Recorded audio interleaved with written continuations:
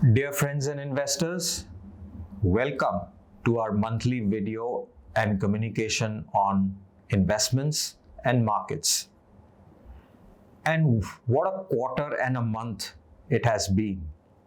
We've seen a very solid rally in the markets in the first quarter of this year, and June has been outstanding, to say the least. And the markets have crossed a new high. But what we're going to talk today is something interesting. All along, as fundamental investors, we typically tend to correlate fundamentals with prices. But sometimes it makes a lot of sense to look at prices and try and decode what the markets are telling us, because usually prices are a leading indicator and fundamentals tend to follow. And therefore, what we did for this month was that we looked at the Sensex or the Nifty, which made a high on 1st December last year, which is December 2022, and we looked at the prices as of the end of June, which was levels which are very similar or slightly higher to the levels that we were at in early December. So essentially, if you were to look at it graphically, the Sensex was at roughly 63,000 in early December. The markets went down and corrected in December, Jan, Feb, March, and recovered in April, May, June, and came back to the levels that we were in early December. So the same index levels, 7 months apart. What is the story that the market is giving us? What kind of stocks outperformed with the index being at same level 7 months apart? What kind of sectors outperformed? And are there any takeaways or are there any learnings for us from what the market is telling us? So if you really look at what we've done is that we took the BSE 500 and we looked at the performance of the stocks in the BSE 500, but we multiplied it by the weight in the index. So it's not an absolute performance, but it's the weighted performance of that stock, and which are the stocks which did phenomenally well and which were the underperformers. And we will try and decode if there is a story or if there is a message that the market is giving us. One caveat obviously is that it's a very short period of observation of 7 months, but sometimes it does give us some vital clues on where the leadership in the market is shifting. So if you look at the table of the top 10 weighted performers in the BSE 500, you will find that in the consumers, it was ITC and Titan. In financials, it was the HDFC Group, both HDFC Limited and HDFC Bank, Axis Bank, Cholamandalam Investments. In autos, it was Tata Motors and Mahindra. And in infrastructure and capital goods, it was Larsen & Toubro and Ultratech Cement. So if you really look at it, your top performing stocks were from consumers, from banks, from autos, and infrastructure. And these were some of the leading sectors in the last 7 months, where the index went back to the same level post-correction. Which were the worst performing stocks? Well, all the Adani Group stocks, Ambuja, Adani Green, Adani Enterprise, Adani Transmission, Adani Total Gas. 5 of the Adani Group stocks were one of the worst performing stocks in the BSE 500 in the last 7 months. And it is quite understandable why. But along with them, there was also Reliance, Infosys, Kotak, ICICI, and SBI. And you would wonder that if the banking industry is doing so well, how is it that Kotak, ICICI, and SBI underperformed while HDFC, Axis, and Chola were amongst the top performers? If you just look at the financials, I think there was no problem as far as the fundamental earnings growth in ICICI, SBI, or Kotak was concerned. The only reason why, in our view, they underperformed, in case of ICICI, as I said, it's just a short period of time. In case of ICICI, it was largely to do with the fact that when the markets corrected, when the Adani crisis broke out, ICICI is a very over-owned stock. All mutual funds, all FIIs, and many investors own ICICI, right? And sometimes when there is a risk of an over-owned stock does correct. Kotak, I think in the case of Kotak, the situation was different. While earnings growth has been solid, there is an uncertainty that Uday will no longer be the managing director, and there was uncertainty about who the leadership will be, and therefore the premium valuations that Kotak was getting because of Uday being at the top, definitely that premium has significantly shrunk. SBI, despite a very stellar performance over the last few quarters, was amongst one of the worst contributors because there was a fear that public sector banks had large exposure to the Adani group. And that's why SBI, despite a very good fundamental performance, because of worries about its exposure to the group, has underperformed. On the other hand, HDFC, which all along underperformed during the COVID period, outperformed because uncertainty about the merger is now over. The merger has finally got consummated, and from early July, we will see both the companies as one single entity making a debut on the exchange. And therefore, we saw that after a long period of uncertainty with regards to the merger, the stock has now started to outperform.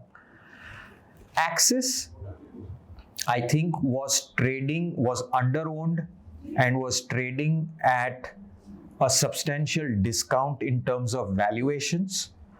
And what we've seen in this market in the last few months is that stocks which have a combination of good fundamentals but under ownership have done better than companies which have good fundamentals but over ownership.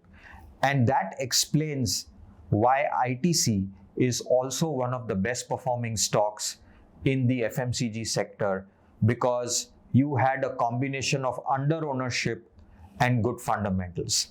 Titan obviously has done phenomenally well. As we have said, consumption at the higher end in terms of jewelry sales has been very, very strong because of the strong marriage season and a lot of consolidation post-COVID in favor of organized players. Autos, after a 4-5 year sideways movement, is a sector which is now leading, and so also is capital goods and infrastructure, which is where L&T and Ultratech are leading from the front. And therefore, we believe that the structure of the market or the leadership in the market is turning towards manufacturing, capital goods, infrastructure, auto, and banks. And as you would have seen, that our positioning in both high growth as well as in the select strategy has also consistently moved in favor of autos, capital goods, infrastructure, and the banks that we owned. We recently also included HDFC and HDFC Bank in our portfolios, even though we continue to own ICICI Bank. And therefore, we believe that the structure of the market or the leadership of the market is slowly changing. And what we are seeing, if you look at the next chart, if you look at the weighted sector performance, the best performance came from FMCG, largely because ITC has a very big weight in the index, followed by autos and auto ancillaries, followed by NBFCs, followed by infrastructure, followed by banks, followed by capital goods, healthcare, and real estate. The sectors that were underperforming were consumer durables, largely because A, we've seen a consumption slowdown, and also because of a very different weather patterns that we are seeing. We didn't have a very hot summer, and rains were significantly delayed. Chemicals, they had a torrid run in the early part of COVID, but now we are seeing correction in chemical prices. Textiles, because exports are slowing down. IT, because of the fear of a recession in the US and Europe. And power. Now, power is actually stands out. I think a large part of the reason for underperformance of power is actually to do with the fact that many of the Adani Group power stocks underperformed massively. So as I said, what we are seeing is that the cyclical sectors which over the last few years had underperformed are now starting to perform and lead the rally in the market. And we also have positioned our portfolios to take advantage of the same. The last interesting piece of data culled out for this 7-month period is that we looked at the top 500 companies and we looked at the top 100 large caps, the next 148 mid caps, and the next 252 small caps. And what we find is that from 63,000 Sensex down and back to 63,000 and higher, almost 57% of the large caps are trading at a new high, which is 57 out of the 100 stocks in the top 100 companies are at new 52-week highs. If you look at the next 150 mid-cap stocks, 83 or 56% of the mid-cap stocks are trading at a 52-week high. And if you then move down to the last 252 stocks, which are small cap, 120 or almost half or 48% of the small caps are trading at a 52-week high. What this tells you is that whether it's large caps, whether it's mid caps, or whether it's small caps, almost 50% of the stocks from the top 500 companies are trading at new 52-week highs. And many of them are also breaking out into a lifetime high. Why is this data important? This is important for two reasons. One, it tells you that the breadth of this rally is very, very solid. It is across all market capitalizations, large, mid, and small. Secondly, when you have such a broad rally and more than 50% of the stocks are at new highs, it tells you that the quality or the strength of this rally is very, very superior. Usually we have had in the past rallies in markets which are very narrow. What it means is that very few stocks, the heavyweights, tend to outperform or tend to be the reason why the markets are going up. And sometimes you feel that markets are at new high, but my portfolio is not at a new high. And that usually happens when the breadth of the market is not solid. This time, it's different. The breadth of the market is very, very good. And you are seeing a very broad-based rally across all market capitalizations. This is a very healthy sign of a very healthy bull market. We believe that there is nothing to worry when markets reach new high. I have seen a lot of investors and clients come and talk to us and feel jittery about the fact that, oh, markets are very high, our valuation's very high. Should we take some money off the table? Should we book profits and sit on the sidelines? No. The reason why we showed you this data was to tell you that the quality and the breadth of the rally is very strong. We are just getting started. Yes, along this new rally that we are seeing, there will be corrections, there will be a phase of consolidation, but I can tell you with experience of several cycles that the quality of the rally tells us that this rally is likely to last much longer and it is much stronger than what we have seen in the past. So, friends, we are onto something good in markets. The macros are reasonably strong. The micros or earnings growth is coming back on track, and the market breadth and the secular rally that we are seeing across small, big, and large companies tells us that we have a long bull market ahead of us.